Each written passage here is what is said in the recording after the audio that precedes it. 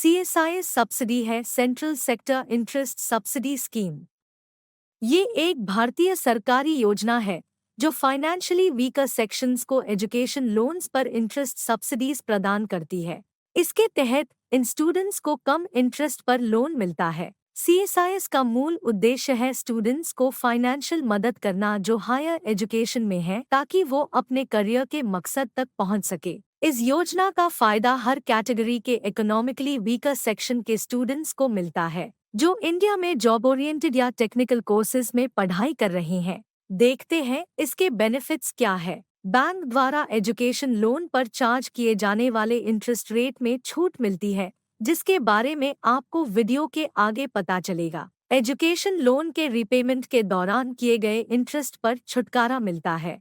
Education loan जो specific range के नीचे हैं, उनके लिए कोलैटरल की जरूरत नहीं होती। लोन के प्रोसेसिंग चार्जेस और एक्स्ट्रा खर्चे का पूरा रिफंड मिलता है। कुछ केसेस में एजुकेशन लोन के मूल्याधीन की जरूरत नहीं पड़ती, लेकिन इसके लिए कुछ शर्तें होती है। इनकम टैक्स एक्ट के सेक्शन 80E के तहत टैक्स बचत भी होती है। इंटरेस्ट रेट उस इंसान के बैंक के बेस रेट पर तय किया जाएगा, क्योंकि ये बैंक टू बैंक अलग होता है। रिटर्न ऑन इन्वेस्टमेंट ROI भी IBA model education loan scheme के इंटरेस्ट रेट्स पर डिपेंड करेगा। एजुकेशन लोन के इंटरेस्ट रेट्स देश में बैंक से बैंक अलग होते हैं, जो कि 8.35% से लेकर 15.8% तक हो सकते हैं। जैसे अगर किसी ने 1 लाख रुपए का लोन लिया है और उसकी बैंक का इंटरेस्ट रेट 8.35% है, तो 1 साल में उसको 8,350 रुपीस का इंटरेस्ट देना होगा।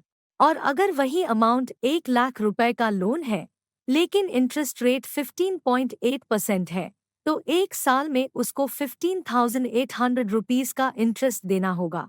यहाँ कुछ बैंक्स हैं जिन्हें आप चूज कर सकते हैं। ज्यादातर बैंक्स के एजुकेशन लोन का मोराटोरियम पीरियड लगभग 12 महीने तक होता है, जिसमें शिक्षा समाप्ति के बाद या नौकरी मिलने के बाद 6 महीने शामिल होता है। इस मोराटोरियम अवधि के दौरान जो भी इंटरेस्ट होता है, वो भारत सरकार central sector interest subsidy scheme के तहत चुकाया जाता है। जब आप एक एजुकेशन लोन लेते हैं, आपको उसकी वापसी के लिए एक ब्रेकी मिलती है, इसे मोराटोरियम कहते हैं। मान लीजिए अगर आपका कोर्स 4 साल का है, तो आपको 5 साल की ब्रेक मिलती है।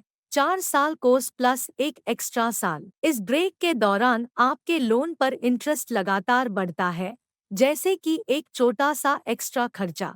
अगर आपने 10% इंटरेस्ट पर 1 लाख का लोन लिया है, तो 5 साल बाद ये 1,50,000 रुपए हो जाएगा इस इंटरेस्ट के कारण। लेकिन अगर आप सब्सिडी के लिए एलिजिबल है, तो सरकार कदम उठाती है। बैंक इस ब्रेक के दौरान बैंक की इंटरेस्ट भरती है, तो आपका लोन 1.5 लाख तक नहीं बढ़ता, बल्कि 1 लाख ही रहता है। ये स्टूडेंट्स के लिए बड़ी बचत होती है जो एजुकेशन लोन्स लेते हैं। अब बताते हैं एजुकेशन लोन के लिए अप्लाई करने के तरीके।